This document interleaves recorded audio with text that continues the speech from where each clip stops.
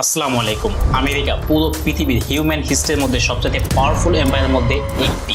যদি হিউম্যান হিস্ট্রির সবচেয়ে পাওয়ারফুল এম্পায়ারগুলোর দিকে তাকাই তাহলে কোনো এম্পায়ারই বাকি দুনিয়া থেকে এতটা দূরে ছিল না যতটা দূরে আমেরিকা। তবে এত দূরে থাকার পরেও আমেরিকার মতো পুরো পৃথিবীতে নিয়ন্ত্রণ কোনো এম্পায়ারই রাখতে পারেনি। 1890 এর পর থেকে আজ পর্যন্ত আমেরিকা পুরো পৃথিবীতে সবচেয়ে বড় অর্থনীতির দেশ। শুধুমাত্র 5% জনসংখ্যা হওয়ার পর পুরো পৃথিবীর 30% সম্পদ আমেরিকা নিয়ন্ত্রণ করে, আর তার সাথে পুরো পৃথিবীর 20% ম্যানুফ্যাকচার আমেরিকার ভিতরে হয়। আজকের ভিডিওতে এই ফ্যাক্টগুলোকে এমনভাবে আপনাদের সামনে তুলে ধরবো যাতে আপনারা বাস্তবতা সম্পর্কে জানতে পারবেন। আমেরিকার সুপার পাওয়ার হওয়ার পিছনে আরো অনেক কারণের সাথে দেশটির ভৌগোলিক অবস্থাও অনেক বেশি গুরুত্বপূর্ণ। এমনটা কেন বললাম, ভিডিওটি শেষ পর্যন্ত দেখেন তাহলে বুঝতে পারবেন। সো সম্পূর্ণ ভিডিও নিয়ে সঙ্গে আছে আমি আদিন আহমেদ। যারা নতুন আছেন তারা ভিডিওটি দেখতে থাকুন, যদি ভালো লাগে তাহলে সাবস্ক্রাইব ফলো করে দিয়েন। বর্তমান সময়ে আমেরিকার ইকোনমি সবচেয়ে গুরুত্বপূর্ণ যে জায়গাটা সেটি হচ্ছে এই মিসিসিপি রিভার। কিভাবে এটি লেট আটাস্কা থেকে শুরু হয়ে গালফ অফ মেক্সিকোতে এসে মিশেছে এবং এটি নর্থ আমেরিকার দ্বিতীয় এবং পৃথিবীর চতুর্থ সবথেকে বড় নদী। আর এই নদীটার সাথে আমেরিকার আরো ছোট বড় প্রায় 30টা নদী যুক্ত আছে।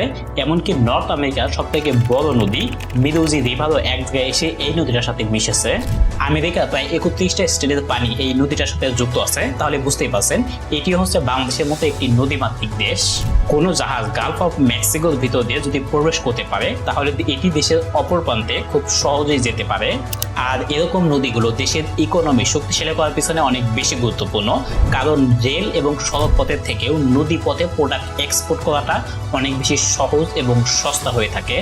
মানে সড়ক পথে প্রোডাক্ট এক্সপোর্ট করলে যে পরিমাণ খরচ হবে, নদী পথে সেটা করলে তার 30 থেকে 40% টাকা কম খরচ হবে। যার ফলে এই নদীর আশেপাশে যেই ফ্যাক্টরি এবং ফার্মগুলো গড়ে উঠবে তারা এই নদীর রুটটিকে ব্যবহার করে তাদের প্রোডাক্ট দেশের বাইরে খুব সহজেই এক্সপোর্ট করতে পারবে। আর এই একটা সিস্টেমের মাধ্যমে বিভিন্ন ধরনের কর্মসংস্থান তৈরি হবে, যার ফলে আলটিমেটলি কিন্তু দেশের ইকোনমিরই ফায়দা হবে। আর এই একটা নদীর সাথে বাকি নদীগুলো যুক্ত হওয়ার কারণে সেগুলো কিন্তু অটোমেটিকলি পোর্ট সিটিতেই পরিণত হবে, যার ফলে এগুলো ব্যবহার করে তাদের পণ্য দেশের বাইরে রপ্তানি করতে অনেক বেশি সুবিধা হবে। আর এই নদীগুলো এরকম ভাবে ছড়িয়ে ছিটিয়ে থাকার কারণে এই পুরো এলাকার আবহাওয়া কিন্তু অনেক ভালো হয়ে থাকে, যার ফলে এই যে এরিয়া দেখছেন এই এরিয়াতে গম উৎপাদন অনেক ভালো হয়।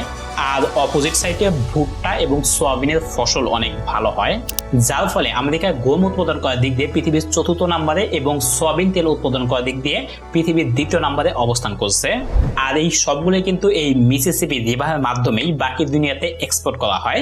আর এই মিসিসিপি রিভার প্রত্যেক বছর প্রায় 345 বিলিয়নের ট্রেড জেনারেট করে থাকে। আর এইখান দিয়ে প্রত্যেক বছর 630 বিলিয়ন টনের মতো পণ্য বাকি দুনিয়াতে রপ্তানি করা হয়। পৃথিবীতে আর একটি মাত্র এমন দেশ আছে যেটি এর মোকাবেলা করতে পারে, সেটি হলো চায়না। চায়নার ইয়াংজি রিভার পৃথিবীর সর্বোচ্চ বৃহৎ নদী। আর এই নদীর উপরে চায়নার ইকোনমির প্রায় 40% ডিপেন্ড করে। চায়না অর্থনৈতিক দিক দিয়ে এত এগিয়ে যাওয়ার পিছনে এই একটা নদী অনেক বেশি গুরুত্বপূর্ণ, কারণ এইখান দিয়ে প্রায় প্রত্যেক বছর 2.6 বিলিয়ন টনের মতো পণ্য বাকি দুনিয়াতে সাপ্লাই দেওয়া হয়। আর একটা নদী যে একটা দেশের ইকোনমির জন্য কতটা গুরুত্বপূর্ণ হয়ে থাকে সেটা নিশ্চয়ই এতক্ষণে বুঝে গেছেন, কারণ পৃথিবীর সর্বোচ্চ দুটি অর্থনীতির দেশ চায়না এবং আমেরিকাও এই একটি নদীর উপরেই ডিপেন্ড করে তাদের অর্থনীতি গড়ে উঠেছে। আর একটা জিনিস যেটা একটা দেশের ইকোনমির জন্য অনেক বেশি গুরুত্বপূর্ণ হয়ে থাকে সেটা হলো কোস্ট লাইন। আমেরিকাতে প্রায় 20,000 কিলোমিটার লম্বা এবং পৃথিবীর 8ম বৃহৎ কোস্ট লাইন আমেরিকাতে অবস্থিত। আর এই কোস্টলাইন পুরো আফ্রিকার কন্টিনেন্টের টোটাল কোস্টলাইনের থেকেও কয়েক গুণ বড়, কারণ আফ্রিকার কন্টিনেন্টের সমুদ্রের সাইডে একটু পর পরই আইল্যান্ড দেখা যায়, যার কারণে সমুদ্রের সরাসরি অ্যাক্সেস বন্ধ করে দেয়। আমেরিকার আরেকটা জিনিস যেটা খুবই ভালো সেটা হলো এক সাইডে প্যাসিফিক ওশন এবং আরেক সাইডে আটলান্টিক ওশনের সাথে আমেরিকার কোস্টলাইনে সরাসরি সংযোগ আছে, যার কারণে এই সাইডে এশিয়া মহাদেশ এবং আরেক সাইডে ইউরোপ এবং আফ্রিকা মহাদেশের সাথে সরাসরি সমুদ্রপথে বাণিজ্য করতে পারে। আর এই কারণগুলোর জন্য আমেরিকার ভৌগোলিক অবস্থা একদমই চমৎকার, যেটা ভিডিওর শুরু দিকেই বলেছি। আমরা যদি জুম আউট করি তাহলে আপনি দেখতে পাবেন আমেরিকা কিন্তু বাকি পৃথিবী থেকে অনেকটাই দূরে অবস্থান করছে এবং এর দুই পাশেই কিন্তু সমুদ্র। আমরা যদি পশ্চিম দিক অর্থাৎ আফ্রিকান সাইড থেকে একটু দেখি তাহলে মাঝখানে এই 5,000 কিলোমিটার লম্বা আটলান্টিক মহাসাগর দেখতে পাবেন।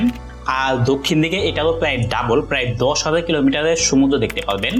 আর এই সমুদ্রই আমেরিকাকে বাণিজ্যের জন্য নতুন নতুন রাস্তা খুলে দিয়েছে, যার কারণে তাদের অর্থনীতি একদমই মজবুত হয়ে পড়েছে, যার জন্য তা একটা শক্তিশালী দেশে পরিণত হয়েছে। আচ্ছা, আমরা তো এতক্ষণ আমেরিকার ভৌগোলিক অবস্থা নিয়ে অনেক ভালো কথা বললাম, তাহলে এটার খারাপ দিকও আছে, সেই খারাপ দিকটা এবার তুলে ধরি। গালফ অফ মেক্সিকোর এই পাশে অবস্থিত একটি স্বাধীন এবং সার্বভৌমত্ব দেশ যার নাম কিউবা। মিসিসিপি নদী হয়ে কোনো শিপ গালফ অফ মেক্সিকো হয়ে এই দুইটা রাস্তা দিয়ে আটলান্টিক মহাসাগরে বের হয়ে যেতে পারে। আর এই দুইটার মাঝখানে পড়ে কিউবা দেশ, আর এরা যদি এই পয়েন্টটিকে ব্লক করে দেয় তাহলে আমেরিকার ইকোনমি একদমই ভেঙে পড়বে। তবে কিউবা দেশ এতটাও শক্তিশালী এবং পাওয়ারফুল হয়ে ওঠেনি যে মার্কিন যুক্তরাষ্ট্রের বিরুদ্ধে তার পদক্ষেপ নেবে, তবে কোনো কিছু পরিবর্তন হতে তার সময় লাগে না। যাই হোক, এরকম ইনফরমেটিভ ভিডিও কিন্তু চ্যানেলে আরো আছে, চাইলে দেখতে পারেন, বিশেষ করে এই উপরের ভিডিওটাই। সো এরকম ভিডিওগুলো ভালো লেগে থাকলে নিজ থেকে সাবস্ক্রাইব ফলো যেটাই পাবেন সেটা করে রাখতে পারেন। ভালো থাকবেন, সুস্থ থাকবেন, আল্লাহ হাফেজ।